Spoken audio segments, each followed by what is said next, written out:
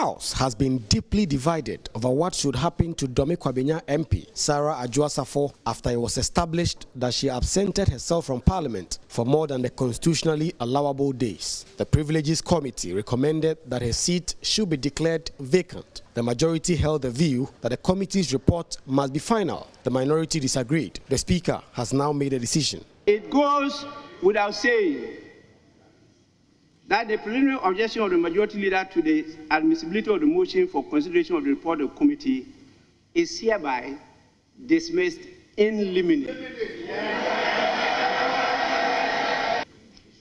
Representation is so crucial that it cannot be left to the subjective view of any person or group of people, but the whole House. Reacting to this ruling, Majority Leader Bernice Abu-Baidoo described the Speaker's decision as unfortunate and not sound in law and said they would challenge the ruling. And I'm expressing my discomfort with this unfortunate ruling that you have made. I totally disagree. I think it doesn't sit with the Constitution and with your own earlier statement that you made in this House relating to this same thing. Very inconsistent. To that extent, Mr. Speaker, I'm serving notice. We know what to do. We come with a substantive motion to challenge your ruling, which I find very obsequious. Very obsequious. And it doesn't sit in this House. This response from the Majority Leader generated some exchanges between him and the Speaker. That word, offense against the Order 93, and I'll ask you to withdraw that word and apologize to me. Is it the first time the word unfortunate has been used in this House?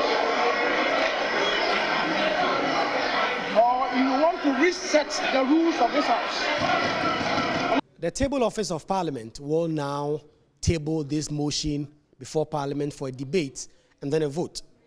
Now that the minority is backing Sarah Adwoa Safo, it is left to be seen whether some majority MPs will also do the same. Mind you, this decision of the Privileges Committee also involves Honorable Kennedy Japan and Honorable Henry Korte, who have all been pardoned according to the committee's report. This will now be subject to the decision of the House, whether or not the decision will be ratified by the House or the House will take a contrary decision. Member of the Privileges Committee, Alhaji A.B.A. Fuseni, says the challenge of the majority is much ado about nothing. The utterances of the majority leader, Honorable Bernice Abu-Baidoo, who has had a very long career in this House and is conversant with the rules of the House. I mean, in the first place, when a matter, Mr. Speaker refers a matter to a committee of the House, that committee reports back to the House. For Joy News, Kweku Asante, Parliament House, Accra.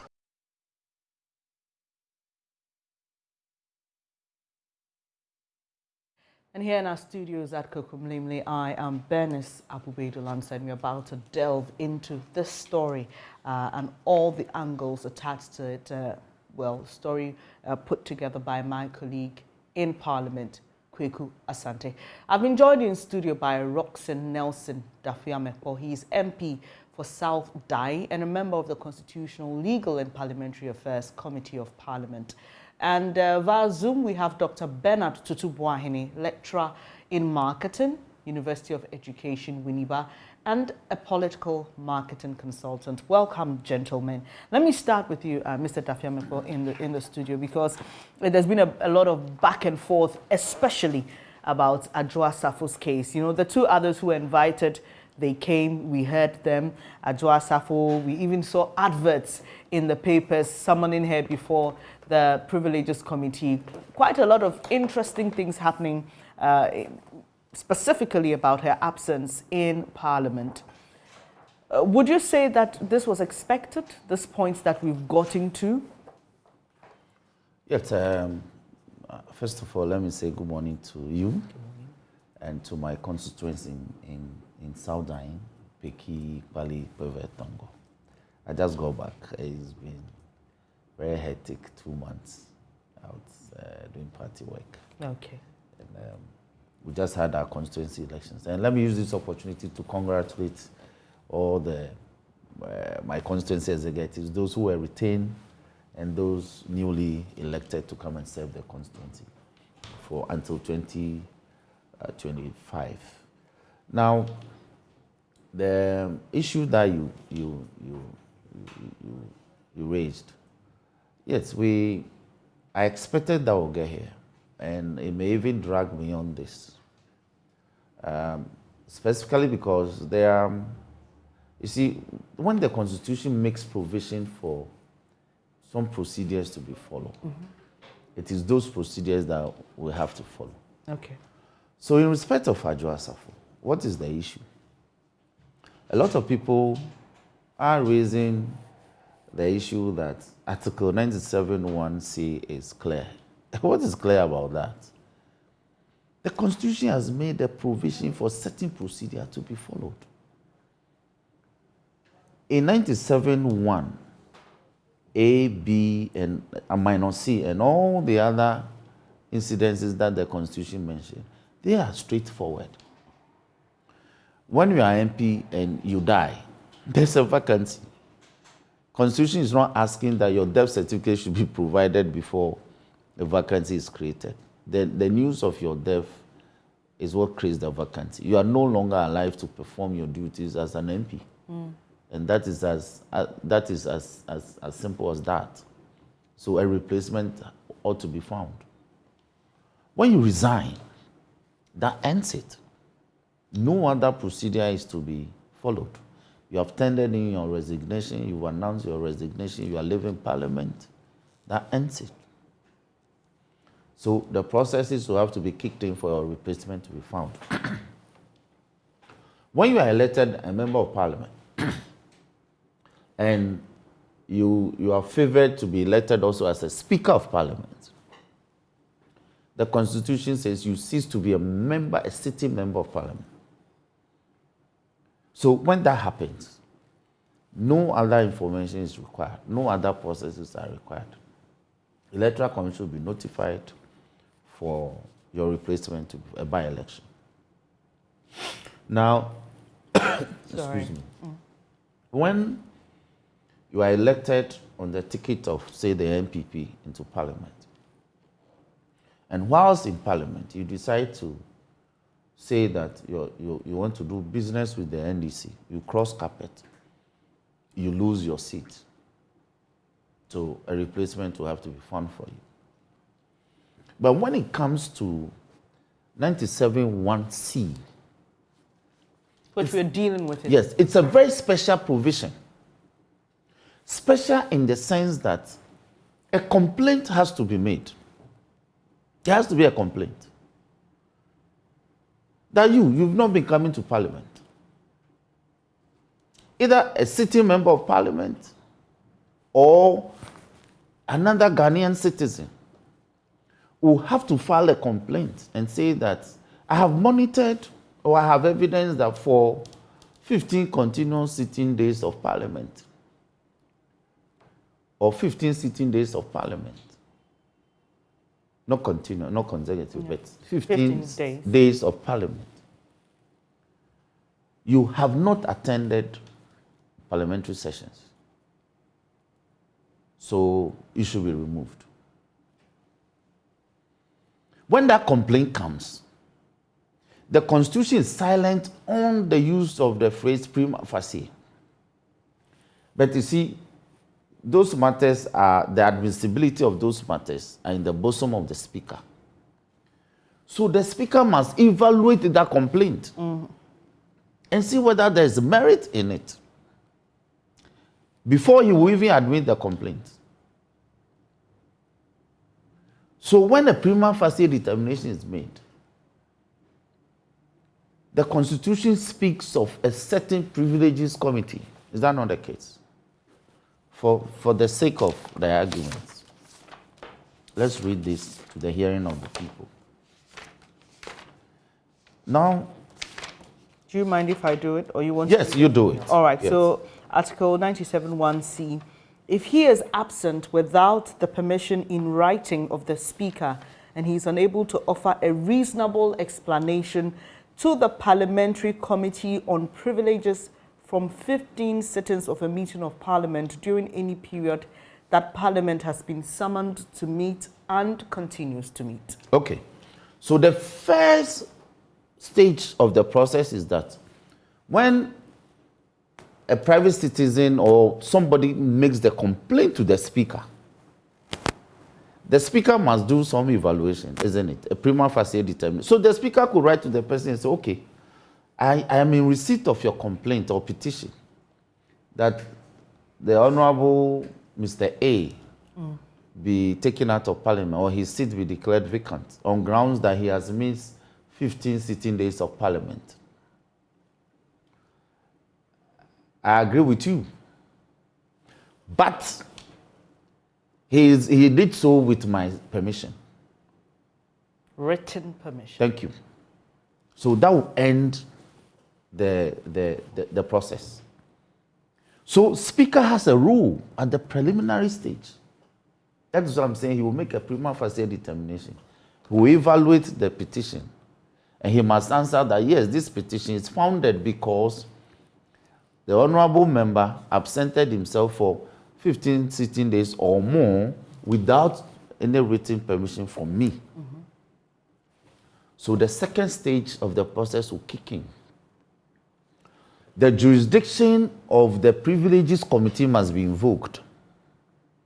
So what will the Speaker do?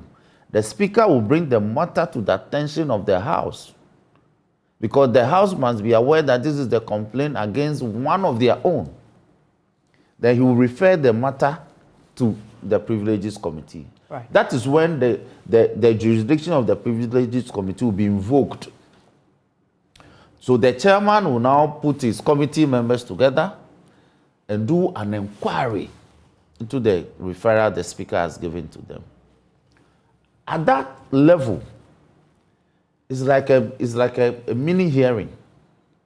It's like a court hearing. What does the Constitution say, if you can go back?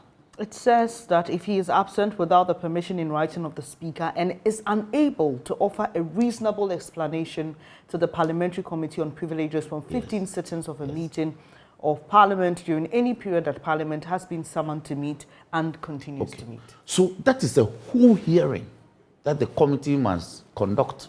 Exactly. And it's a matter of evidence. So the member will say, yes, I was absent, but I have a reasonable excuse.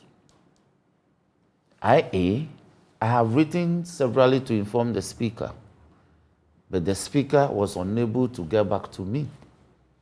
If he's able to prefer evidence of those communications to the Speaker, and there's evidence of acknowledgement of receipt of those letters by the Speaker's Secretariat, those who constitute reasonable excuse. Okay. Now, another way of giving reasonable excuse that should be acceptable to the committee is that my absence was occasioned by the fact that I became incommunicado. I couldn't communicate due to these A, B, C, D circumstances. So all this evidence will be heard by the Privileges Committee and evaluated. Mind you, as part of our adjudicatory processes, the Constitution provides that any time an adjudicatory body is to inquire into a matter, they are under obligation to conduct that matter fairly, fair trial. So some of the characteristics of fair hearing is to give people who have been accused the opportunity to be heard. But that was done, wasn't it? Hold on. Now, it was done in respect of two, but not in respect of Adwoa Safo. Why would you say Adwoa Safo was not given an opportunity to be heard? Look, if you try to reach somebody and you failed, you could give the person the second opportunity. But wasn't that done? We saw advertisement in the papers. We were told by... Let somebody make those arguments. I am only saying that when Adwoa Safo comes today and says that I have discovered that attempts were made to reach me, but those attempts failed, and that today I am available to be heard, she ought to be heard. But so I'm just trying to tell you. Endless. No. An endless. No, case that is then. what the Constitution says. There's nothing like endless when you are dealing with legal matters. There has to be an exhaustion of the process. So you are a lawyer. Help Yes. us understand. So Yes. you're saying that the processes that the Privileges Committee went through are not exhaustive enough for it to say that it has arrived at a decision on Adwoa Safo? Was Adwoa Safo ever heard? She was given the opportunity to be heard. Which opportunities, including publication? Exactly. Didn't Adwoa Safo subsequently tendered in her resignation to the presidency from this government as a minister of state? She did. Thank you. So it presupposes that she's available. So under law, we are enjoined, we are obligated to offer her another opportunity. That's all I'm saying. Okay, let me. So, but let me finish the process. Right. When the Privileges Committee is done with its work, they must come back to plenary with a report. The Privileges Committee, under this provision, has no power to make a decision. Indeed, no committee in Parliament has the power to make a decision, except one or two committees. And permit me to interject again. So, I mean, I'm not a lawyer, Yes. but reading what the Constitution provides, Yes.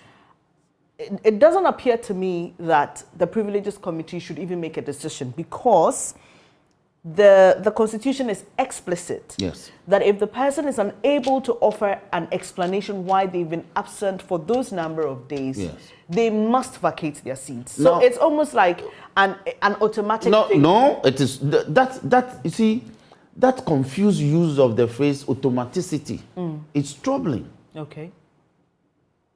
You are supposed to be heard by a committee. Yes.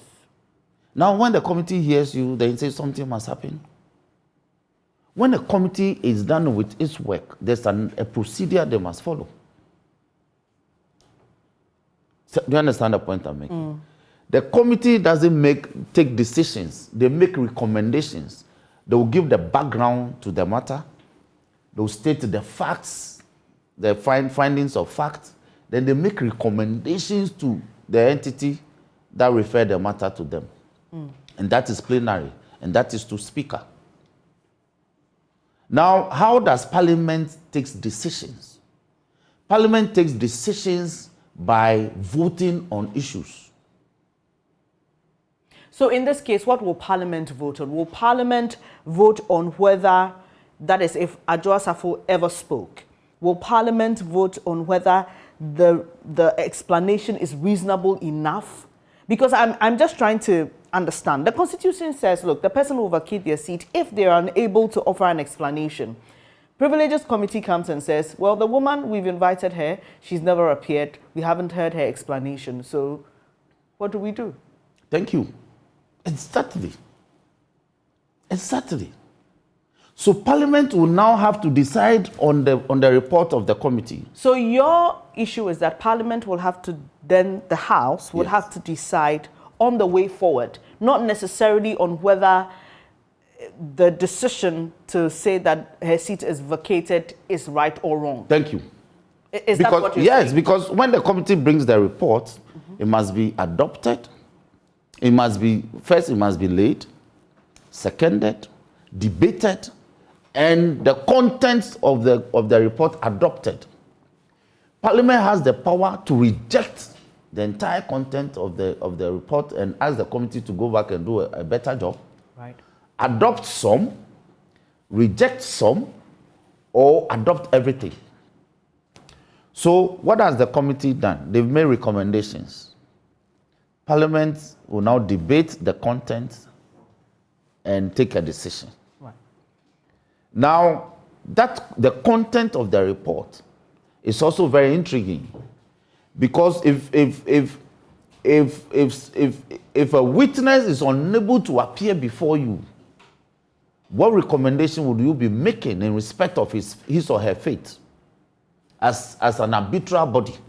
And the Constitution is silent on that. Thank you. All right. I'll come back to you, Mr. Dafiame, but let me bring in Dr. Bernard Tutu-Boahin, lecturer in marketing at the University of Education. Very interesting times we are seeing, sir, in Parliament. One would expect that, you know, the minority side, which is the NDC MPs, Well, we'll just say, after all, she's not our member. If you want to let her go, if you want her seat to be declared vacant, whose advantage will that be? Anyway, probably ours. But it appears that their side is rather fighting this decision by the Privileges Committee to declare Adwoa Safo's seat vacant.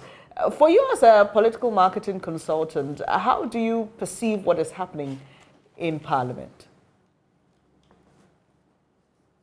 Good morning to Lawyer Dafiameko, and good morning to all your audience.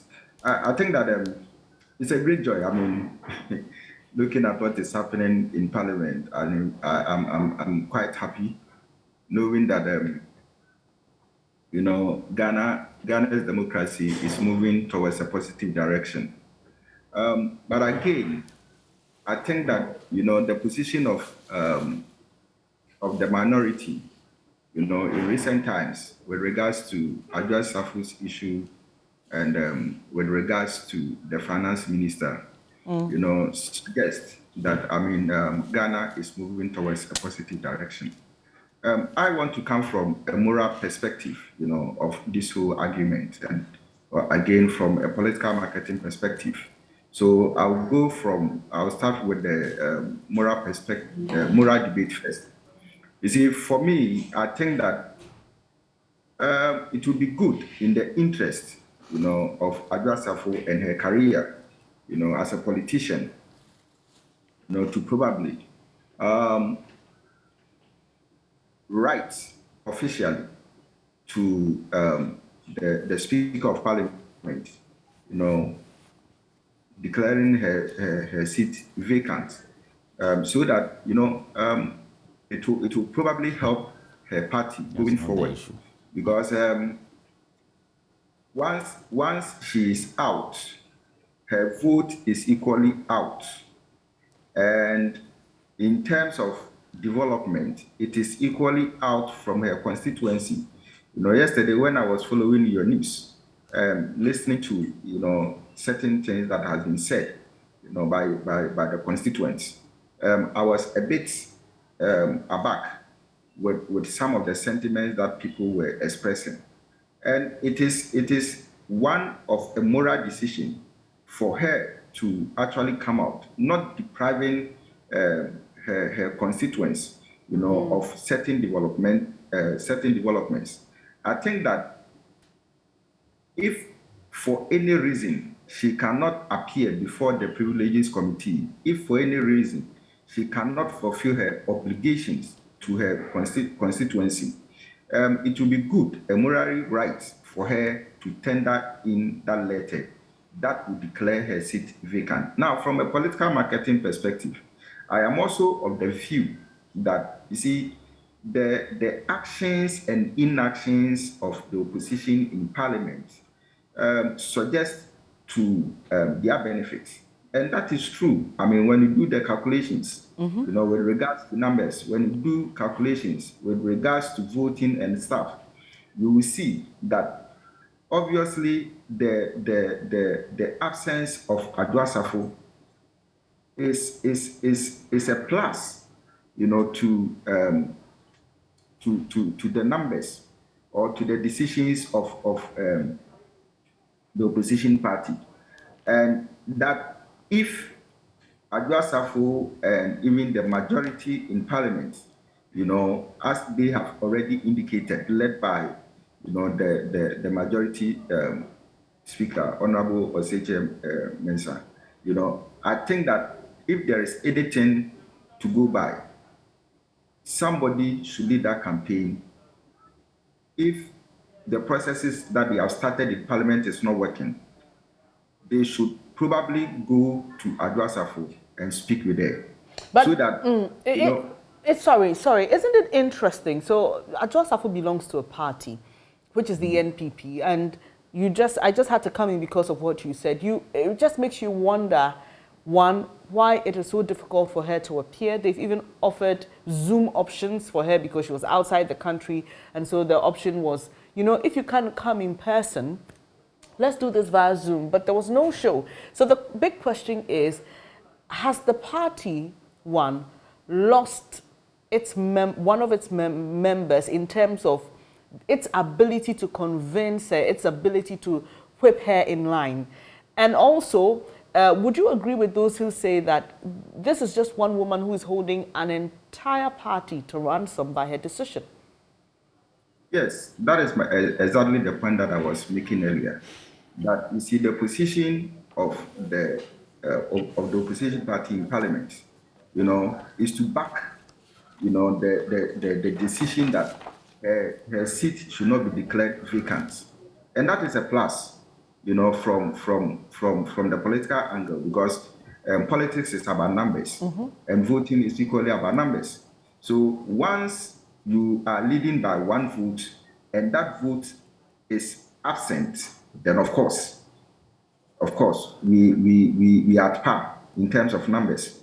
So that's why I'm saying that for the good of the majority in Parliament, it will be good that if whatever they have tried their hands on is not working, then it will be time for them to hold Adwoa Safo in one-on-one negotiation, right? So she can come. I'm also a bit surprised that she has also not come out, to explain why she's absent. Oh, she has. She has. One of my colleagues, Blizzard Sugar, spoke to her. She was outside the country. She explained that there were some domestic issues that she had to attend to. And at the time, she mentioned that the president was aware. And just a quick one, Mr. Dafiamepo, you said she resigned. She was actually sacked, per the statement that we received from the presidency. Exactly. So, yes, we've heard from her. She says the president is aware of her situation. She had spoken to the president, and she's attending to some domestic issues. No, but you see, this explanation to me, I've heard it, but to me, it is not tangible enough. Okay. To hold her absent from that. You see, for me, if even you should ask me, I wouldn't say that she has absented herself from Parliament. In fact, she has neglected her constituency. That would be my expression. All right. Because absenteeism cannot come with this, long-term effect. So I feel that it's a total neglect, and which needs explanation beyond the one that she has given, that it is a family issue. Right. No, who doesn't have a family issue? I mean, among the 274 parliamentarians who are there now, who doesn't have a family issue? But they do come. All right, they do come. So even if you have been given the opportunity to appear and explain yourself, and you are not coming, then that is another behavior in itself, and which shouldn't be accepted. All right, I've heard lawyer explaining, the legal implications and all stuff, but I think that from a common sense point of view and from a moral point of view, and for the good of her party, she needs to do the needful. Doc, and that too will serve a better, example to other parliamentarians who are, or more or less, using her as a mentor. Yeah, right, Doc. So the framers of the Constitution clearly know that when it comes to issues of morality, you can't trust people on that, and that's why there are laid down procedures. There are, for example, when it comes to how an MP should vacate their seat, or when, or what should necessitate an MP vacating their seat. It's clearly spelled out. The stage we are at now is that the majority side disagrees with the ruling of the Speaker of Parliament for the committee's recommendations to be brought to the plenary for a discussion or a debate. They say, that is Mr. Osei Mensah, who leads the majority in Parliament, they say that it's spelled out clearly. The Constitution says that the person will vacate if they're unable to give a tangible reason or explanation, a reasonable one, to the House. But Mr. Dafiamepo thinks otherwise, and I'm sure his thinking is in line with the speaker's thinking for which reason that decision was arrived at. No, my thinking is in line with the constitutional provision. Right. But your colleagues disagree, so there's clearly a debate on that, and you know lawyers do that all the time. He's not a lawyer. I know he's not a lawyer, but I'm just saying that when it comes to even you lawyers who have studied the law, you don't agree on everything. Yes, I agree. So that's the point I'm making. So at this point, Doc, where do we move to? Because it appears that this is an ending cycle, and if we aren't careful, we may see the session close and Adwoa Safo's seat will still belong to her. Yes, so for me, that's why I made the point that it is not an issue of absenteeism, which of course Parliament should deal with. It is an issue of neglect, right? Now, so going forward, for me, I think that if Parliament, led by the Speaker of Parliament, would have to do anything within the short to medium term, to declare that seat vacant, or to do the needful, I think it will be in the right direction. Now, you see, the position of the majority, led by Honorable Osei Mensah, is rehashing the point. But that, they need that seat back. Okay. And if they don't get it, the implication is that, any voting probably may go against them.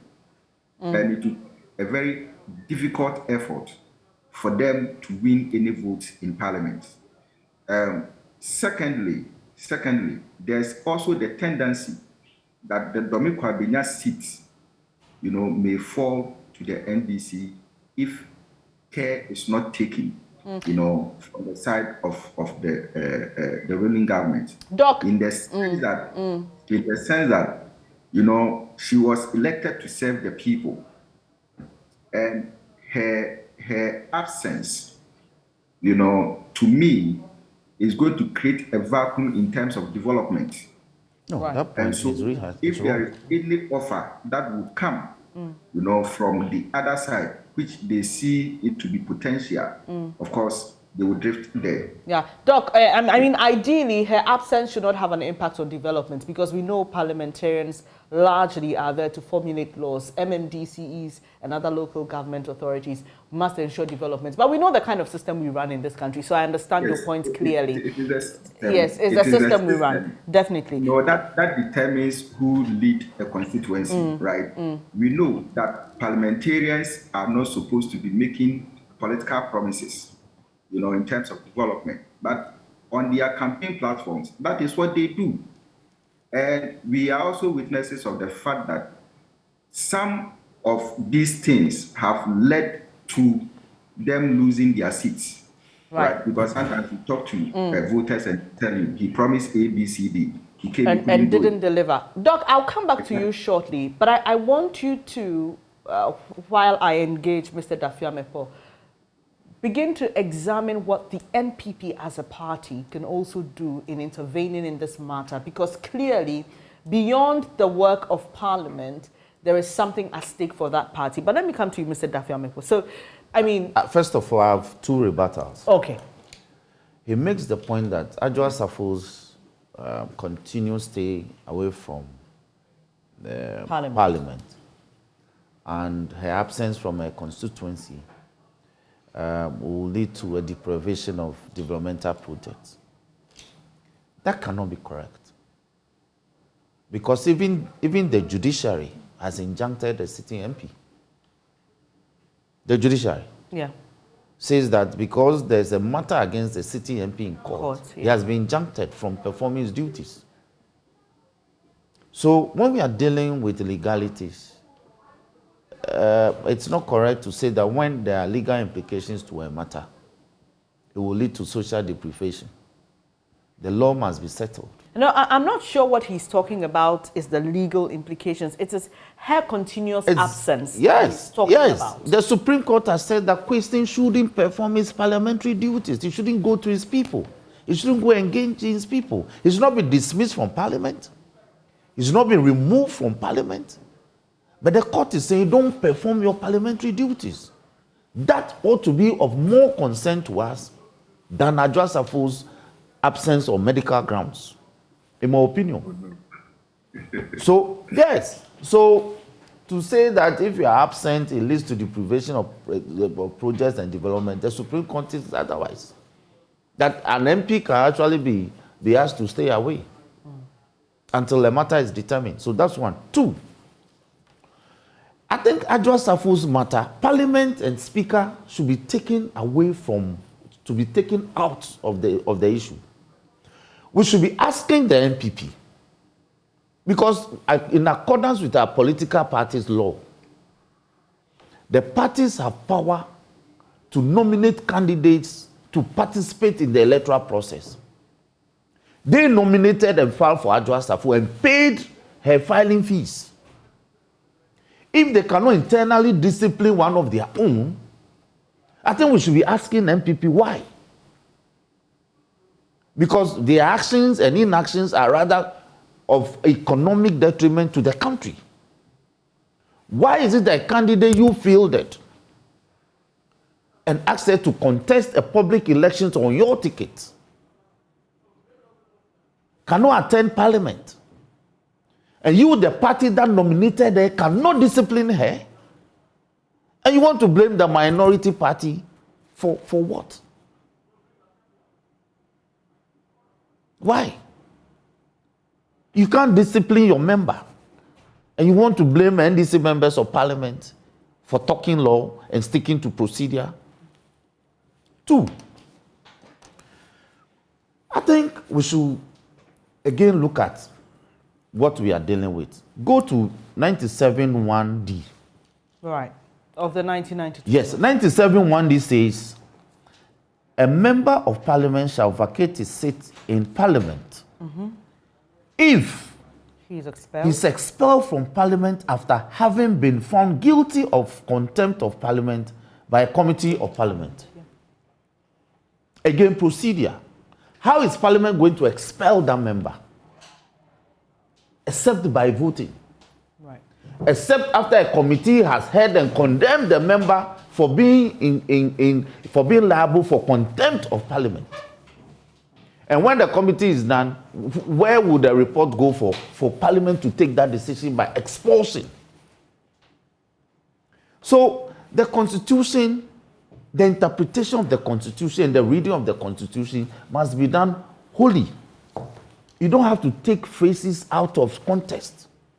So you disagree with the majority leader when he says completely the Constitution gives the Privileges Committee the power to say, look, we haven't received a reasonable explanation, i.e. resulting in a vacation of... Can the Privileges Committee make that decision? In your layman's opinion? But they, okay, let's put Adwoa Safo's issue aside. Yes.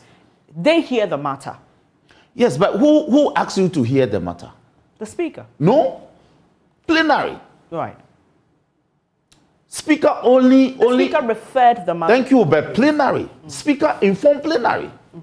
And by procedure, Speaker consequently must refer that petition to a committee that the Constitution has mentioned. Imagine that the Constitution mentioned Constitutional, Legal and Parliamentary Affairs Committee, which I'm a member. It is our committee that would have heard the matter. All right.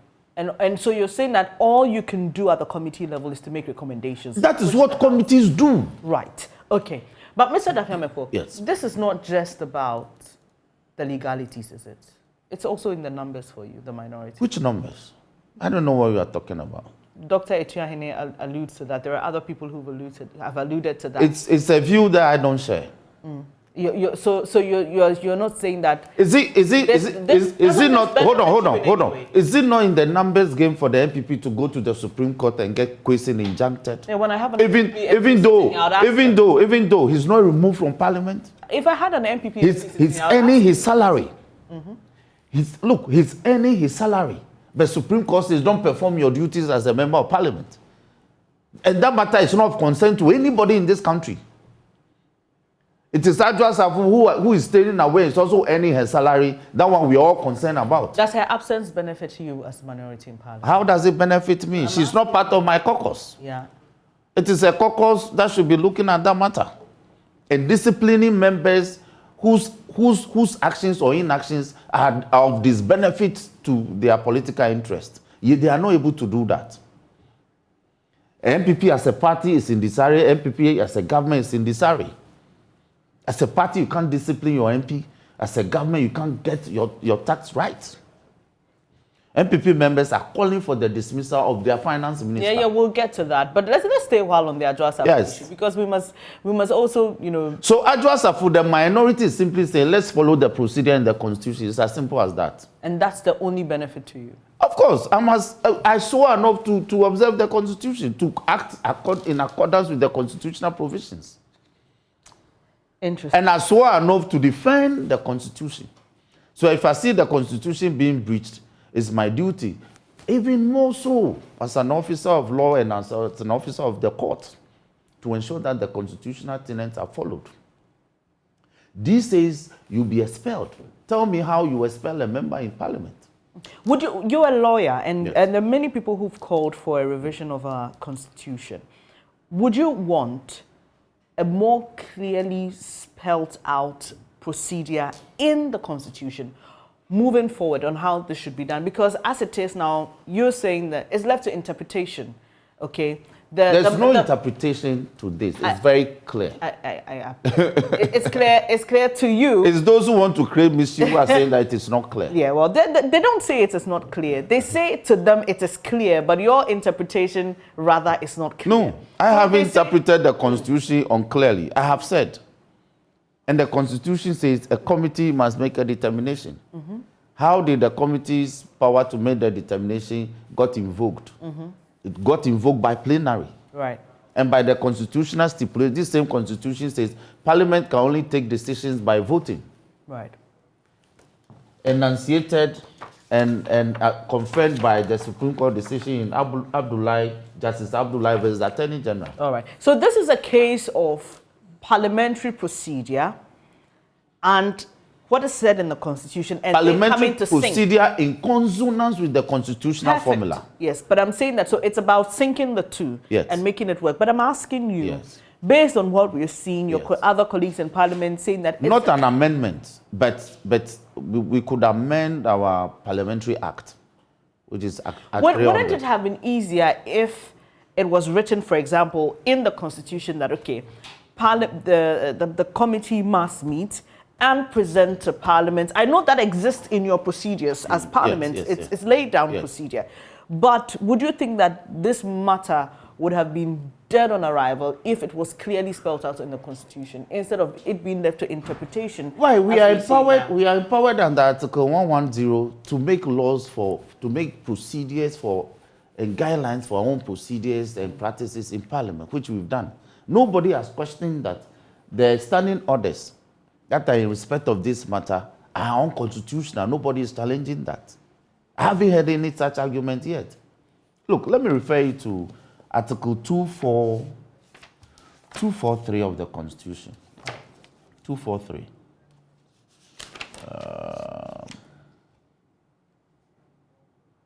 That should be in chapter... 243. Right. 3. All right? 2433. 3, yes. And it goes like this.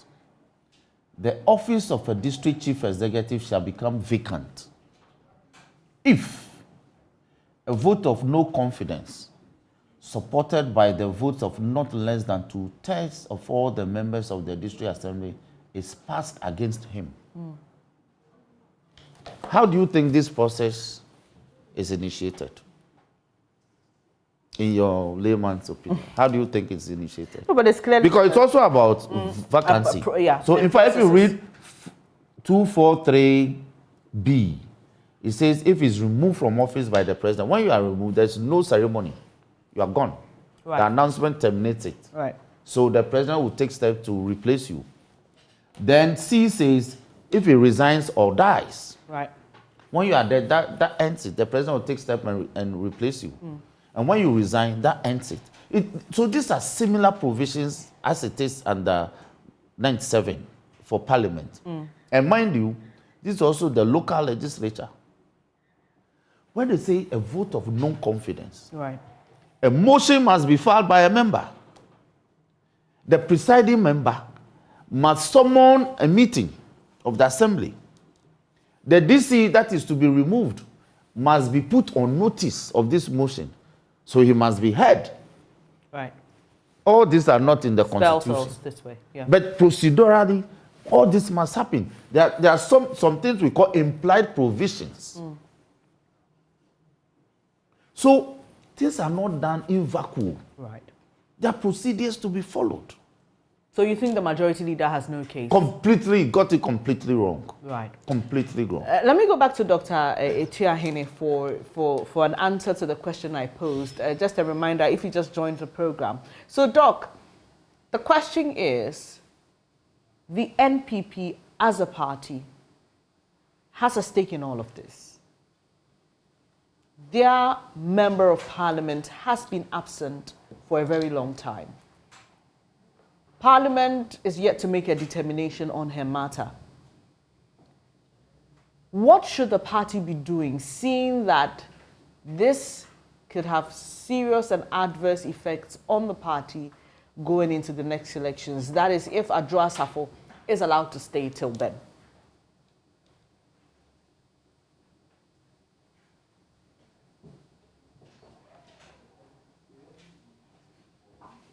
Hello, Doc? Doc, kindly unmute your device. Sorry. Hello? Yes, sure. I was just telling you that my name is Tutubuahene, not Etuahene. Oh, sorry about that, Doc. Yes. And a quick one, I just want to let lawyer know something. It's not an issue of rebuttal, but I want lawyer Dafiameko to know that I'm not a lawyer. I'm a lecturer, and by extension, developing a career in political marketing. And I also want him to know that I'm not discussing, this issue about Adwoa Safo on partisan, lines. I didn't intend that. I didn't intend that. If you gathered that, I apologize. Okay, I'm also sorry for that. Yeah. But you see, the issue of creasing and Adwoa Safo are two different things. And as a nation and as a country, debating some of these things, I think that we should be able to draw the differences between them. Obviously, in Ghana, you realize that voters don't really vote. Doc, let me situate. Let me situate this. The sources of contention may be different, but the net effects are the same. Right. It's about absence. Okay, and so you were talking about the consequence of the absence. Because you see, deprivation. there are other court cases against other members of parliament who are performing their parliamentary duties. Those matters are not. No, those court cases are yet to be determined. But the courts have allowed them to continue to perform their duties until such time that the matter is finally determined. But question, he has been asked to stay away. But no two cases are the same. Thank you. All right. So let me let him land. Please, Doc, land on your submission. That was exactly my point, that the two cases are not the same. I was making a point that in politics in Ghana, at least for some few research I've done and my PhD thesis confirms the fact that, voters don't really vote because they have to vote. They vote based on a reason. And that reason is usually determined by their behavioral intentions. And one of the things that normally trigger the behavioral intentions of voters has to do with what the politician, whether a parliamentarian or a presidential candidate, would put on the table, right? So we regard politics as an exchange. So what you bring on the table in exchange for the voters' vote. So normally that is the reason why normally when potential MPs are campaigning, they want to show they can influence certain decisions, to get some development. And that is the only reason why voters would vote for them. And so going forward, I think that we cannot differentiate between a parliamentarian's activities, and developments in this country. Until we get there, that is what exists for now. Now, to my main point, which has to do with the interventions that probably NPP, their executives and leadership is supposed to be making to get this matter resolved. I think that it will be very good and very beneficial to MPP as a party if steps are taken, to get Adwoa Safo back to Parliament. I don't know the effort that the party has put in so far. None has come to my table. I'm not aware of any effort that the party has done. But at least, as a way of suggestion, I think that the MPP party should first and foremost get to know the problem that Adwoa Safo is going through. If they know, then of course they should take the relevant measures, to get this matter resolved. Based on media reports and other stuff, what I gather basically is an issue of displeasure, an issue of disenchantment. Probably Adwoa feels that she has not been fairly treated, within the party, and that, probably others are suggesting, or some people are suggesting that that might have contributed to this behavior. But if that is the case, then I think that the party should embark on a kind of reconciliation, to get Adwoa Safo, pleased, and then for her to come back. For me, I still believe that that issue of family matters, family challenges, it's not that tangible, it's not that strong for an MP of a caliber, to just throw it into the media space, as a reason for that. Again, if the president is aware of her absence, I think that she actually is not serving the president. She's serving Ghana, she's serving her constituency. And is it the case that her constituency knows about the reason for her absence? Is it the case that Ghana is aware of what is happening? I know that Ghana is a feminist country. Ghana is very sympathetic to people. And that if she would come out to explain the circumstances, I believe that the ordinary Ghanaian on the street would throw his or her weight behind her. Okay? But if you are just being quiet for the sake of the fact that you don't care whatever happens, then for me, that is very wrong. To me, it is very wrong from a moral perspective, not from a legal perspective. It is very wrong for her to do that. And again, I feel that she joined MPP because she loves MPP. And for her to put this, to put up this behavior, to me, it suggests a lot that probably her love for MPP has fallen apart. And if that is the case, then obviously she has no reason doing what she's doing. She should just, write to the Speaker of Parliament, write to the whole MPP House, explaining and probably getting out of the party to declare her seat vacant. Right.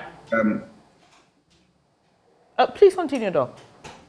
Yes. So what I feel is that, to me, I'm not privy to the efforts that MPP probably might have done. But if you have even initiated an effort and the matter is still pending, then it means that your effort has not been that deep, it has not been that strong. And so probably another mechanism, another strategy has to be devised. For me, issues of negotiation, can do the trick.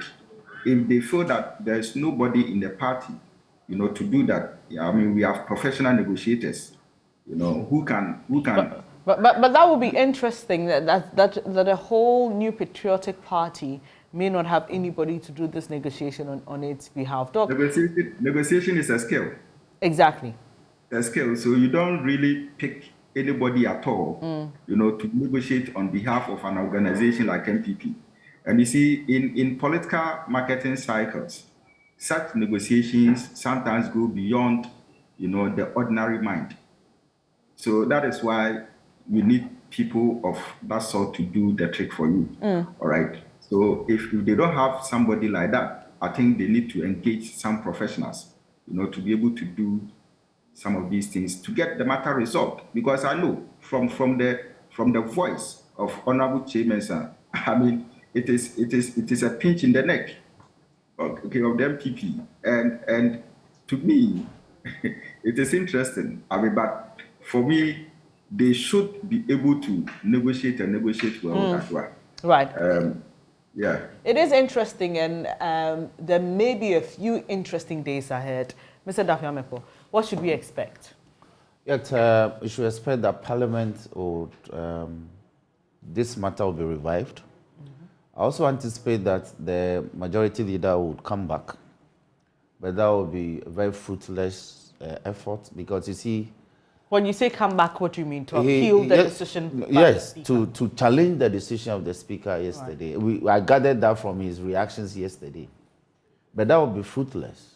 That would be brutal fulfillment, because you see, he challenged the laying of the report, which occasioned Speaker's ruling yesterday.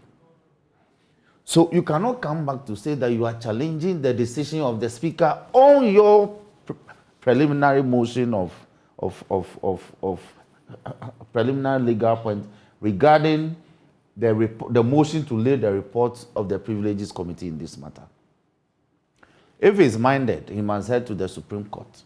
I was just about to ask that, because in my reading, I came across a case like that sometime in 2008 that had to do with the absence of one MP who had traveled out of the country. And so if this goes that way, then we're looking at some long days ahead. Yes, if he's minded, he can challenge the Speaker's interpretation, purposive, in fact, objectively purposive interpretation of Article 97(1)(c) that he gave yesterday. Very erudite, very well-reasoned ruling. Right. So if he decides not to go that route, he cannot come back to Parliament to do that. Yeah, but if he decides not to go that route and he says, okay, I won't challenge the Speaker's ruling, let's debate so the report will be taken. Yeah.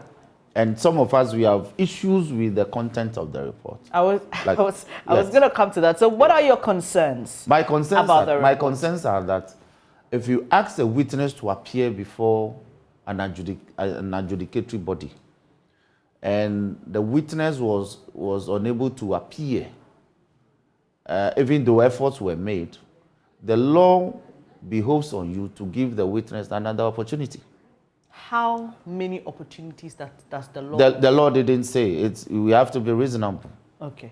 So it can't be in perpetuity. Yes, I agree. But it is cardinal in law that before you take a very critical, such fundamental decision on the fate of MP in Parliament, the MP ought to be heard. So would you say that an initial summons, another one, newspaper publications, and an opportunity to do it via Zoom are not enough? Adwoa Safo wrote. I tried to pull the letter, but I couldn't. I think you are right that when she was dismissed, she wrote to thank the president and recommitted herself to the cause of the government and pledged her future and commitment to working to advance the cause of the MPP and the government. That letter is with the presidency. That letter is with government. That letter is with the MPP. So why is the MPP not interested in asking Adwoa Safo that once you recommitted yourself to work for the good of the party, make yourself available in Parliament and be heard? And so this issue that you raise about the content of the report, is that your personal, or that's the position of the minority side? It's a legal view I hold. Personal? Yes, it's a legal view. But are you able to give us a hint of what your side, the thinking of your side as a general body? Are you able to give us a hint? The position of my side, the minority caucus, is that the report will have to be debated. Okay. The report first will have to be properly laid, seconded, debated by members. I don't know how many member speaker will allow to debate and how long a member, how much time a member will be given to do his or her debate. But when that is done, we will vote secret ballot. We will vote on the adoption of the content of the report. Strictly secret ballot. Secret ballot, you know, I just had pictures flashing through my mind because you know what happened in Parliament the last time. I don't know. Secret, you know. So hearing secret ballot again, I'm like, okay, I hope we will not have more drama in Parliament. But you are in the House. Yes. For us who sit back, and Dr. Buahin has said, look, this explanation of medical, you know, domestic issues doesn't sit with him. And I'm sure a lot of Ghanaians may share in that sentiment. What really is keeping Adwoa Safo away? Do you know? She used to be a close friend. Okay. Close in the sense that we are all lawyers. And she been the deputy majority leader in the 7th Parliament. She worked hard and she worked hard for the interest of we, the first-timers at the time. And I got to love her style of leadership. And so I'm truly disappointed that she's not active in Parliament any longer, even though she's a member of Parliament. It's such a pain. And her career was blossoming. She was rising very fast, in my estimation. So I am struggling to appreciate what happened. You see, I'm only a lawyer. But when we speak of medical matters, it is not only malaria or any other... COVID. Yes. There can be serious medical issues that can keep somebody away. You have to suffer it to appreciate it. So we need to look at that. That is why, for instance, the president can be removed from office on grounds of if he's unable to perform, if he has mental issues, and even that one, the Chief Justice ought to make an inquiry into that. Are you hinting at something? I'm not hinting at anything. Okay. Because Adwoa is fine. Okay. That is why I'm blaming the MPP, why they are unable to manage Adwoa. Adwoa is fine. Adwoa wrote a letter, which is of public knowledge. The language is the language of somebody who is of compus mentis. Sound mind. Sound mind. Who is of lucidity. And Adwoa is my senior in the law. She's senior to me by 2 years. So we should be asking the MPP, not me. So even as a member of Parliament, even if you wouldn't want to share it on air or share it with me, even as a member of Parliament, you don't know what is happening to your colleague. Because if the person is incommunicado, how would you know? If you are in touch with the person, okay, even her PAs are unable to tell you anything if you contact them. And the PAs, they are working. But they are unable to tell you anything about their boss. So you have no information. You know, I was hoping that the interview your colleague granted could have been a source of eliciting. She hinted something about a child not doing well and that she had traveled. That is the point I think I hinted. When there are medical issues, this is about a mother and the child. When there are strong bonds and attachment, mothers are protective. But the question again that comes to mind is, if it is just about a mother and a child, why would it not be easy to write to the Privileges Committee, for example, or appear before the Privileges Committee, even if it's in camera, and explain the situation? So does the... You know, I won't let you land. Okay. But I'd rather ask the MPP this. They chartered an aircraft to go and bring her to come and vote. You are aware? They did? Well, you're not in this country. Any evidence? All I heard was speculations. Speculation? How did Adwoa get here at the time? I would have to ask her. Okay, ask them. No, ask the party. They chartered an aircraft. Adwoa came to Parliament. The day we said somebody impersonated her, what did the MPP say? Go back. Oh, they dismissed that. Good. And the next day, she was also in Parliament. So why did they do that? But she said she was the same person. I mean, but I'm saying she was a couple of days earlier. She was domiciled in the U.S. How did she get here?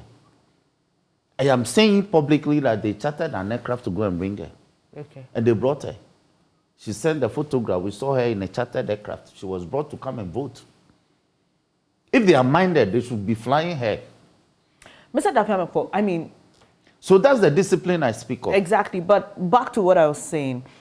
Considering what has happened in Parliament, the back and forth, with the Privileges Committee not appearing, would you agree with those who say, if it was us, you know, with no strings attached, my child is sick. It's not a, I mean, it may be a serious medical condition, but this should not be information that is difficult to divulge or present before your members. My dear, do you get a sense that there is more to this than that? No. It's as simple as that. That is why I'm saying, ask the MPP why they cannot internally arrange this. Why has the MPP collapsed? Why is the internal mechanisms for remedying some of these matters not there? You should be directing this question to the MPP. Which, you see, we have entrusted them with the governance of this country, and they are in charge.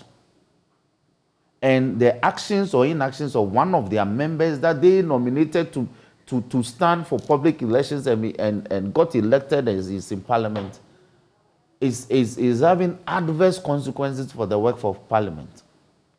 We should be asking the party why they are unable to remedy the situation. Right. Talking about the party remedying the situation, back in Parliament, but this time not on Adwoa Safo. Quickly, let me just take your quick thoughts on what happened some 2 days ago. We've referred to it as unprecedented. I mean, where members of Parliament who belong to the ruling government come out so forcefully against one of their own who happens to be a member or a minister of finance. We've heard the conversations that have happened thereafter. There were a series of meetings with the president. The latest we are hearing is that they are being asked to back down, allow the minister to finish the IMF negotiations, and also prepare the 2023 budget. Then they can even begin to talk about the concerns that they have. You talk about the party collapsing. You talk about the party not being in charge. One would wonder whether it had to take this route. It had to take the MPs organizing a press conference to speak out loud this way to get their demands heard. What do you know about what is happening within government? Indeed, what's happened is not unprecedented. It's happened before. If you can check the report, you can go online. Okay. MPs of the same government and of the same party have called on their colleague ministers to resign. There are a lot of them. What may be unprecedented in your perspective will be the numbers. Because when they held the press conference, they said there were 80. Okay. But it's curious that the MPP, the NDC, has been calling for the resignation and dismissal for Foriata for nearly 4 years. And anytime we made a call, anytime our members, Honorable Adongo, Honorable Atufosin, Sami Jempi himself, even General Siedun Ketia, a lot of NDC, even the former President JM, John Dramani Mahama, has called for the dismissal of the finance minister. It was seen as an opposition talk. So even though they made the headlines, it didn't travel far because they thought that we didn't wish the man well. It was curious that this man, the whole country had to wait for this man to return from his medical leave to be vetted for this portfolio. You recall? Yeah. And we were asking the president, why, if you say you had the men, why don't you have the men to replace this man? Because he was a sick person. The president said that was his best bet. So we all waited for nearly a month For him to come, he alone had to be waited for. And he got vetted and got passed by Parliament. His own members told us that Oforiatta was their best bet. During this year's budget hearing, less than a year ago, they touted his credentials. They said he was the best thing that ever happened to this republic. Oforiatta was the economic messiah that Ghana had seen in its life as a nation. Oforiatta was everything. They brought e-levy. They told us that Oforiatta's e-levy was the best. When we're feeling the crunch from about March, you know, they had to go to Pedrasi to go and meet, and then they came with some policy measures to be able to safeguard the situation. We still told them that they had to go to IMF. Those 80 MPP members who said today that Oforiatta should be dismissed, they stood on the floor of Parliament and advocated for the fact that Oforiatta was the best. He had the economy on the proper path. Maybe they are now seeing what. Hold on. On the proper path, everything was fine. All the economic micro indicators were perfect. So don't go to IMF today, don't go to IMF tomorrow. Haven't you seen those renditions? But the minister himself said we won't go to IMF. Thank you. But we told them, and Adongo told them, that this medicine, this bitter pill, it will get to them. By the time it gets to them, it will be too late. And it got to them. The bitter pill got to them.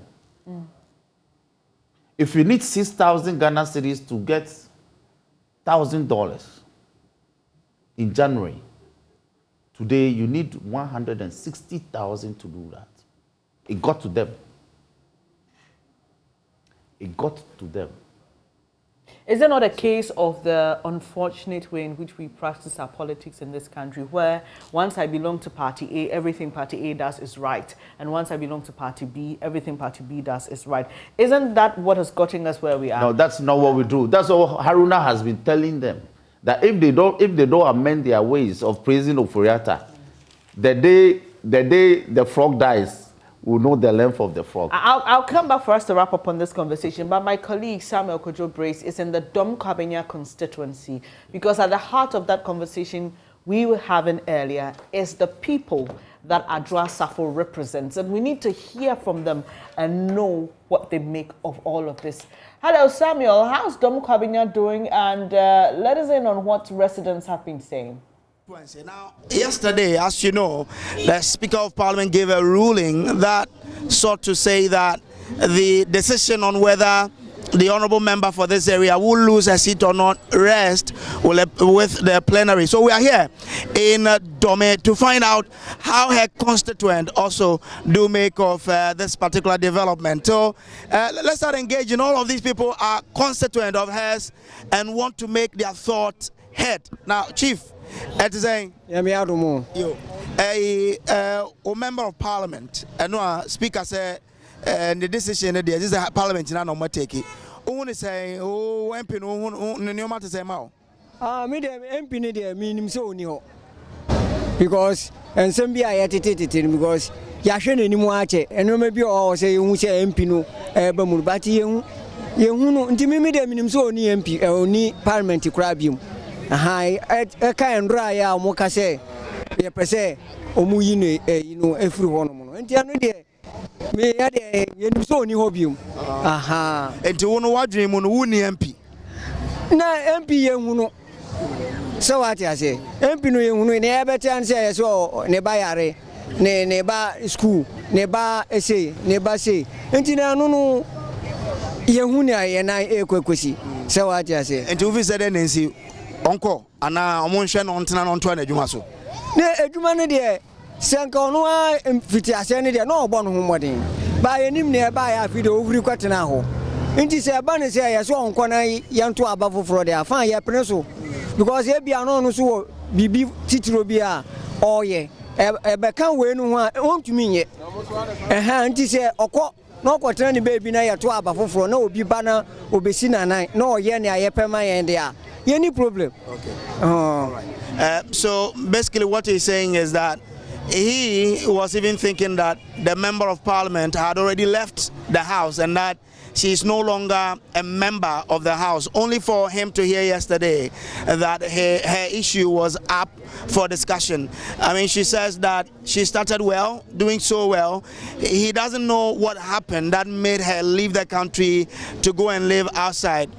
Whenever they heard about her, it was that it was about her son. Her son had done this, her son had done that, and they didn't know. But for him, he had already lost an MP, and he was only looking forward for, you know, a re-election of a sort, so he could get a new MP for himself. Well, that's his thought. Let's try and engage more people. Chief, Ed saying, Adum, then what can I say? Me then say, Adwoa Safo no, Nyamianu Mkwani.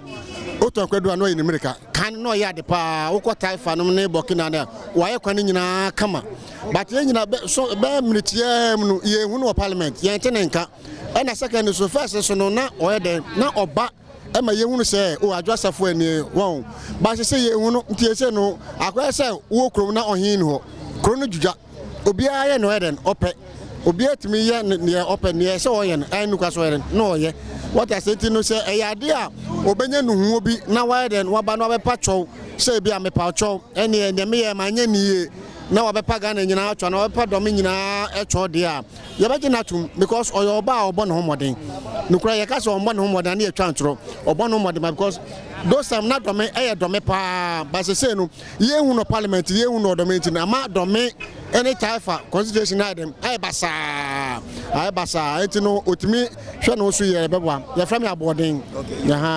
So that's Aboden there. Now he says that look, the woman started well, she done so many things for the constituency, a lot of roads have been constructed during her time. He doesn't know what happened that over the past few years it looks as though she lost interest in the seat or in the duties as a member of parliament. But he feels that if she would apologize to Ghanaians, apologize to the constituency, that look, I am sorry for what happened, and she's ready to continue as a member of parliament because of what she's done, they are willing to accept her back. Because when she was really active, Dome was up there. Dome Kwame constituency was already up there, was always in the news for the positive things. And so if she really comes to apologize and says that country, look, Ghana, Dome, forgive me, they are willing to accept her back as a member of parliament because she's a fantastic MP, really. Okay. It's so fire, no so fire, because one may bridge na, you know, many basa, but be bridges ni bebre wo kodo taifa wa ye kwan fine na me require wa ye kwan fine pa wa ye kwan fine just say oyo ba me man ko this come on kra mo ntimi nye. Okay, so he says that they were suffering from floods or flooding some time ago, but she came to construct a lot of the bridges and that has saved them. So he feels if she can only apologize, they would accept her back as their member of parliament. Okay, so let me try and engage more people here. Chief, Etsai, ayo nanya no aka so very brofo no da bia nyamia yo brofo ba ye mikrom kasa na meka ene enka brofo da bi ye mikrom anyway mpacho jina say na face me kam na mame o member of parliament ho nsense me ontena na nko sese Adwoa Safo de sese de wa ende wodi ahwamo nti se ye ma ne kono nipa foforo ba because sese no ye nim se do me kra ye MP foforo bia bim ye MP bia wo do me ya nti ne sese no de nya ne se mpanyinfo no do mo beka no ani ye sese eti omo because the Adwoa Safo aye ne de ye hu hwe nti ma asem kakra me wo ka no okay obi se obe pa cha wanke ye on to aso apacha we nya cha pa because we are why na nya first time say we are why sese ne sama na kwanya foforo se we be san aye nti yan sisa ne mfa foforo na nya first time we bi da ben apart from we no oh say Adwoa Safo say nyame no kra so buade a anka ne pan ne fo be frɛ no na okoye o mutu ana mo ko frɛ no do ye ne ade nyina anka ye obu mu anka so tumi ye den oba ba wa ma aye do ono pawie ya ansa no ye den oba ba ye so ye mpenisa because we yes wagu ye do me kwa benya wagu ye nyina ye hu fi what I say nti de benya ne say ye benya nipa foforo oba ye den oba be so okay so for him he has had enough of Sarah Adwoa Safo as MP. He feels that she disrespected the Privileges Committee when they extended an invitation to her to come and explain herself. He feels that if she respected them, she would have come to offer her explanation. She didn't. And so for her, there's no redemption.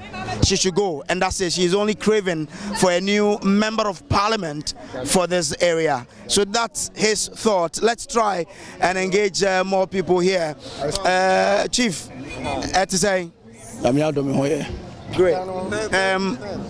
Member of Parliament, Sarah Adwoa Safo. Ninsense, I'm also what they call Ontana Donko.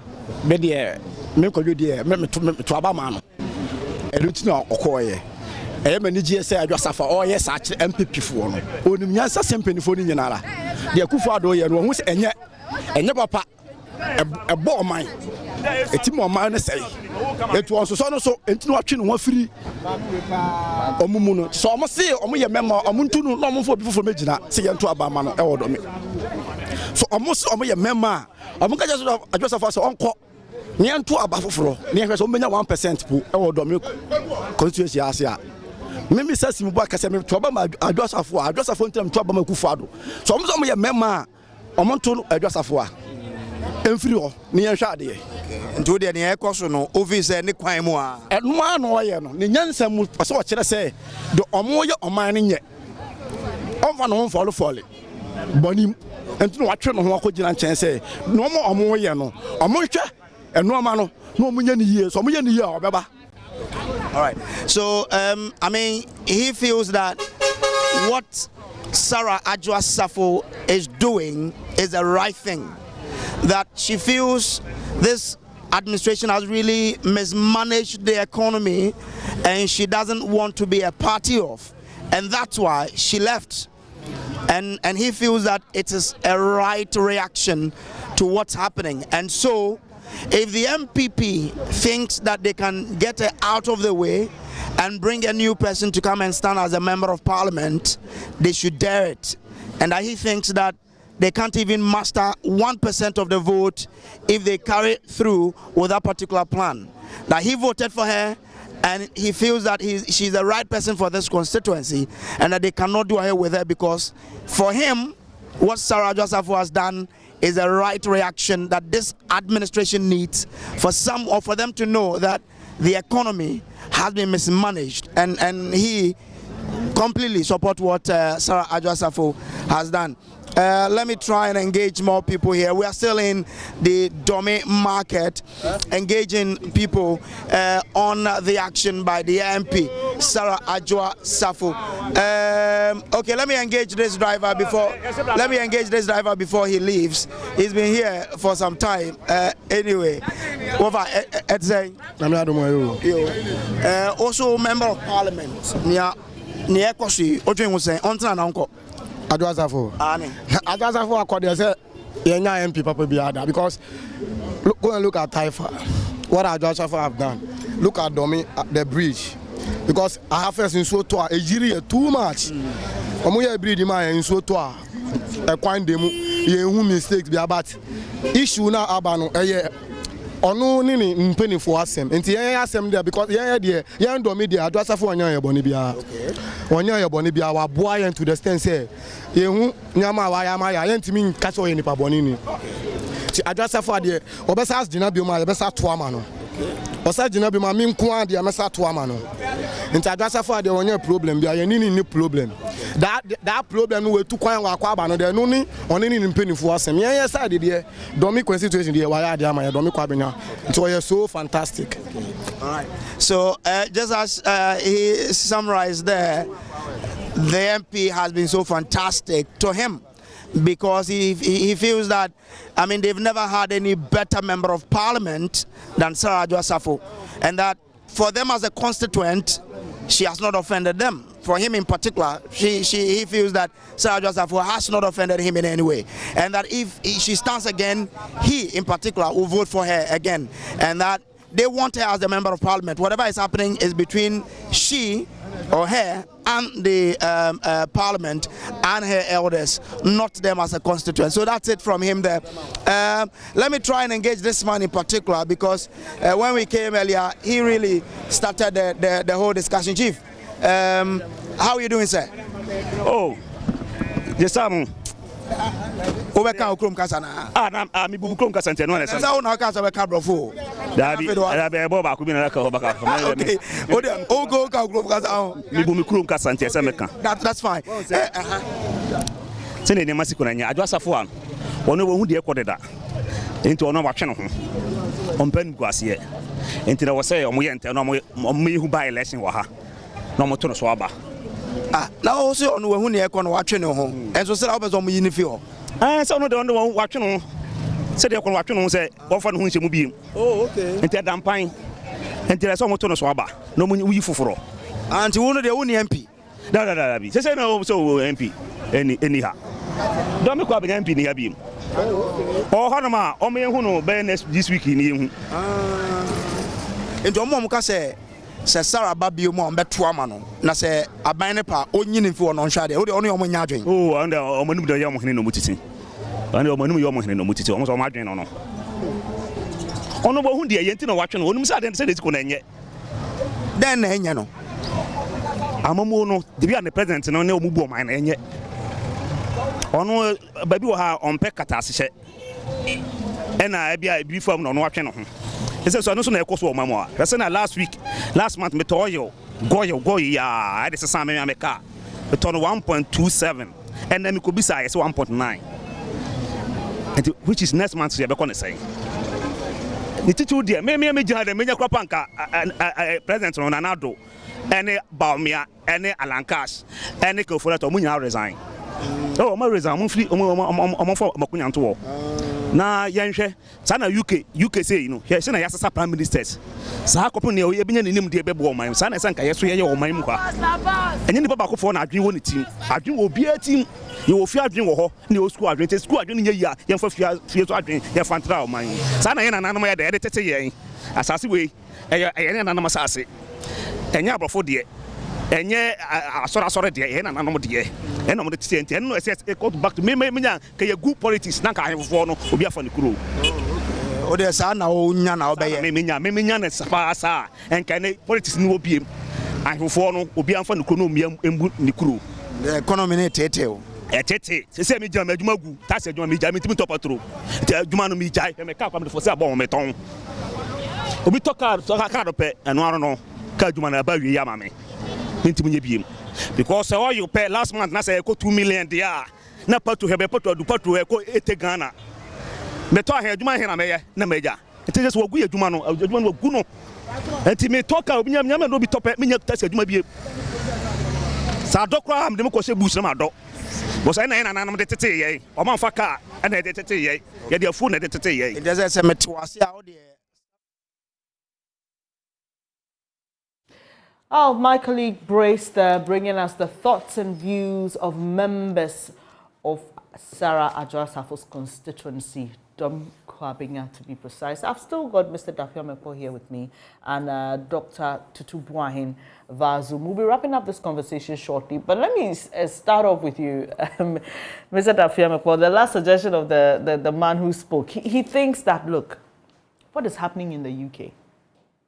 It's beautiful to behold. Somebody comes in, has messed up, gets sacked, Prime Minister resigns. I mean, she spent, what, about 42 or 43 days in office and she's left.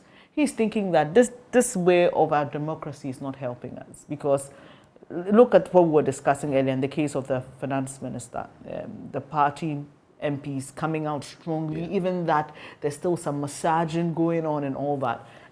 Should we begin to relook at our democracy again? No, we have a similar democracy. We have a similar system. The appointing authority ought to act. The appointing authority ought to act. It's the same. It's the same. Design in the UK, but the here we don't have that system. We have a president. We have a president who appoints ministers, yes. Right? So you're saying that it lies in the bosom of the president to let the finance minister go? Yes, and let me buttress the point with this. Allegations have been made against some other government appointees. Some leading to even investigations and inquiries, which in a lot of democracies, the president would have acted. Even if no dismissal, shifting of portfolios. Professor Frimpong Boateng's name, he and his son's name was mentioned. It led to investigations. In some jurisdictions, you won't keep him there. Even if you don't want to dismiss him, you change his portfolio. Nothing happened. Chief executives were indicted. Nothing happened. The call for Ken's removal wasn't done 3 days ago. He had been coming since 2018. 2018. When PDS emerged. When it was discovered that against advice, he asked that the team be proceeded with. When it also meant that his firm had a link with the insurance policies for that program. When he meant that the loans that we were taking, his firm was benefiting as the book runners. The call for his dismissal had since that time been coming. No attention has been paid to it by the president. Well, the president says there's no basis to sack him. Indeed. Well, Indeed. in the first Indeed. place. Just 2 weeks ago, when he toured the Ashanti region, he had to say that he was satisfied with the performance of all his ministers. He didn't leave one person out. All his appointees. And added in tree that all the people who wanted bad for his ministers, the president, the problem is with the president. Where is the vice president in all these matters? He is the head of the economic management. Where is Dr. Baumia? Do you agree Today, Dr. sidelined? No. Nobody can sideline a vice president. So let no people deceive the public with such talk. How do you sideline a vice president? Make him focus more. Let on me the digitization between August and September ending. Between August and September ending this year. Do you know how many times the president traveled? At least the communication that when we came back on Tuesday, the communication that the speaker read. Speaker read about 5 communications of travel by the president. Mm-hmm. In all those instances, it was the vice president that acted in his absence in accordance with the constitutional provisions. When your boss leaves the country and you are in charge, how can you say that you were sidelined? No, but Mr. Dafame, but the argument is that, well, I mean, that is a constitutional so resign. An arrangement. So resign. In any case, you are campaigning to lead the government. After next cycle of elections, you want to be president. But the stakes are high if you resign. High for whom? So there's no principle. So that is why I would say that Baumia had not been sidelined. He's simply inefficient. He's simply inept. The ideas that he thought that he had that could turn this economy around, he has disappointed his boss. He has rather made his boss government the worst so far in this republic. They came to meet Cedi at 4 cities. Cedi is 16 cities to the dollar. So if you simply kept your money in the bank, thinking that you have invested the money in some investment portfolio, you were doomed. Talk to young guys who are businessmen in the street. They said the depreciation of the cedi alone within the past 1 year has dwindled their capital. So it is not funny. So the governor of the Bank of Ghana must go. Ken Ofori-Atta himself must go. Edubuahin, Minister of State at the Ministry of Finance, must go. I pity their 2 deputies, Abna and Dr. What was his name? John Kumar. I pity them. Because as deputies, even some people are calling that they too should go. Dr. Baumia, if he has any credibility, he should resign and go and focus on his campaign. So you're saying that if there is any truth to the street talk that he's been sidelined, then he should resign. By the strictures of our constitution, nobody, even the president, cannot sideline the vice president. Okay, so how about this? We sit at a table, you bring your ideas, we bring your ideas, I dismiss yours, I take. I mean, yes, logically, legally, somebody cannot be sidelined. But in the real principle of the work being done and who is really in charge, are you saying that cannot be done? You are the head of the economic management team. Do you know what that means? I appreciate what it means, but when you are the producer of a program, and you have other teams that work with you, can you say that as a producer, your subordinates are rather sidelining you when you call the shots? But this is politics, right? And you know these things. No, this is not politics. This is governance. This is not politics. This is governance. The politics is what brought you into power. So when you come to power, you don't do politics.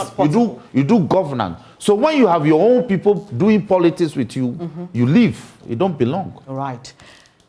Let me take your final words, Doc. So we heard from constituents in Domkabinya. They say that the problem is not with their MP, some of them. They say that if she stands again, they will vote for her. They think it's a party problem. They think it is a reflection of bad governance. Your quick thoughts on that as we wrap up the conversation. Hello, Doc? Hello, can you hear me? All right, yes, I can. Yes. I want to ask, will I be doing something on the resignation of Ken? Do you have anything to share on that? Yes. All right, so let's do it briefly then, and then you can share your thoughts on what Adwoa Safo's constituents think. Yes, so I think that, you see, it's about the people, the voices of the people. And when in a democracy, as we cited the case of the UK, I think that it is about time that our politicians also begin to realize and appreciate the voices of the people. Now, if for any reason you come to serve a nation and the people are calling for your head, I think that it would be very honorable, for you to put your job down and go, because the very people that you are serving are the very people who are saying we don't want you. So to save your face, to preserve your dignity, to preserve your credibility and image, I think that it is right that, Honorable Ken will probably resign and leave the seat for Ghana, for Ghana to look for whoever they may choose, to deal with the situation of the day. Secondly, before I move, after that, let me move on to the Domikabinya issue. When you hear or you listen to the voices of the people on the streets, obviously it is a divided discussion. Right. See people going for her, others are saying that she should go. People are actually blaming the government and the MPP for not doing the right thing. And that is what we all are.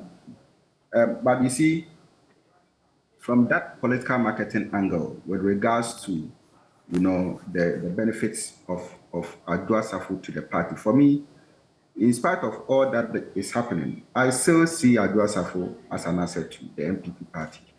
And the reason is that simple, because when you look at her track record in terms of vote gain, for the MPP, it is something significant.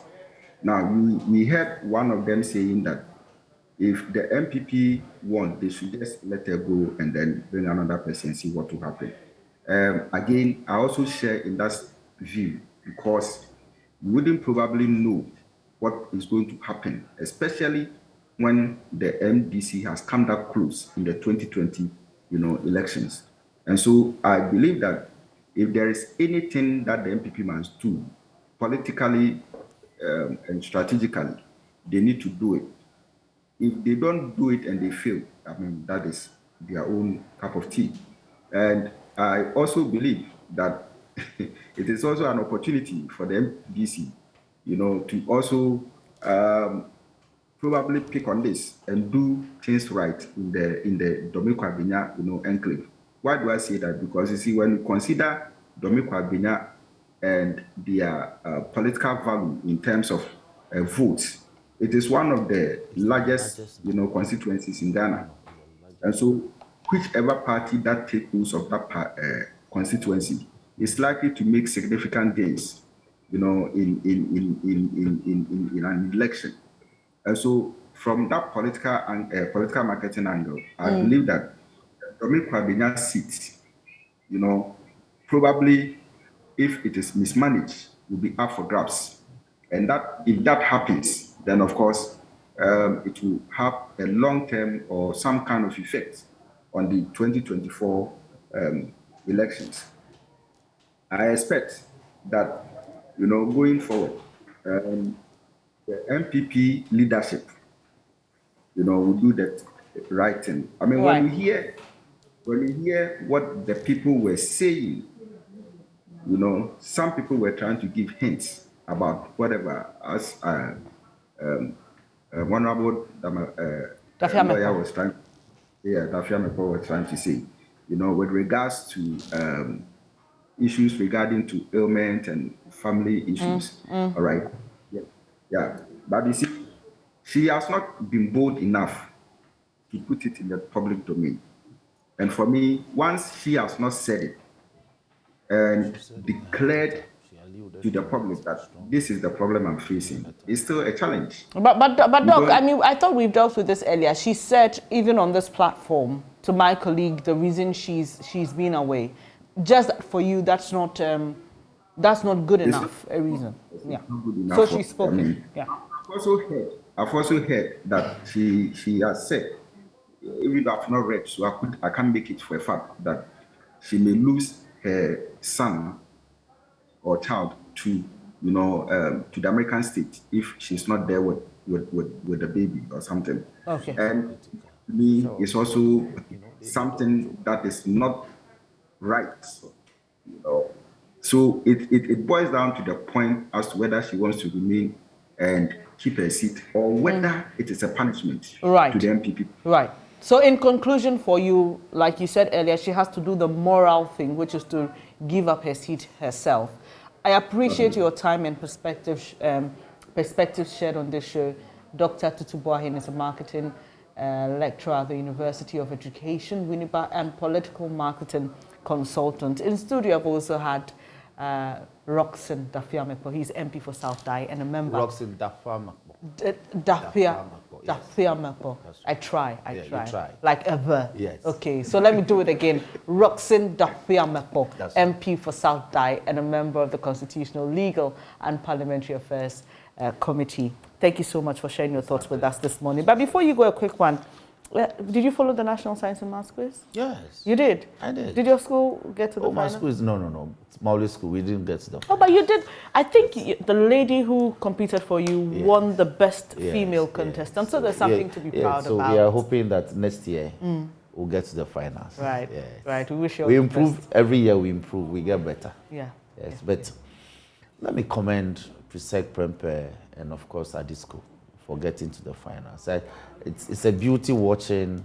It tells you that as a nation, gradually, science and teaching the science is improving. Yeah, it's improving. Yeah, it was a really exciting contest yesterday, and it was down to the last round. Yeah. Anybody could have won it, including Adisadel, who were trailing behind a bit, but they could have also won it. So kudos to all the boys. Congratulations to them. Congratulations to you. And but I think the prizes should be improved. Look. When I was in school, we used to do National What Do You Know? That we did every morning of Sunday on weekends. And then on occasions, we did for a couple of prizes. And I think that it takes a lot of industry to participate in things like it makes you knowledgeable. Yeah. Anybody who participates in things like that becomes a very knowledgeable person because of you have to read practically everything. So I think the prizes should be improved. The kind of monies that are given to them as prizes for the kind of knowledge this student display. I may have to do a statement on the floor. Oh, that would be interesting. With GES must come in, the ministry itself. We don't have to leave it for prime time alone. But this is sponsored by the GES. No, I think the course produced by Prime Time, sponsored by the I think the prizes ought to be improved. Okay. Parliament, we should be able to vote some money every year to enhancing the prizes. That's my opinion. Good one. That's a good one. And thank you for sharing with. Were you a science student? No, I was arts. Oh, general arts. Yeah, but my twin brother is gifted in the sciences. Oh, you're a twin. Yes. Oh, interesting. So he's an engineer. Okay, I was going to pose a question, but since you didn't do science, I'm praying that next year my schools in Southern, Peki Sectec, Peve Sectec, and Tongo Sectec will feature. All right. And feature well. We will keep our eyes there. Yes. All the best to you, sir. Thank you. Well, so that leads us to our next conversation, the National Science and Maths Quiz. We'll take a quick breather. When we come back, we'll be speaking to the winners of the 2022 edition. You don't want to miss it. Do stay.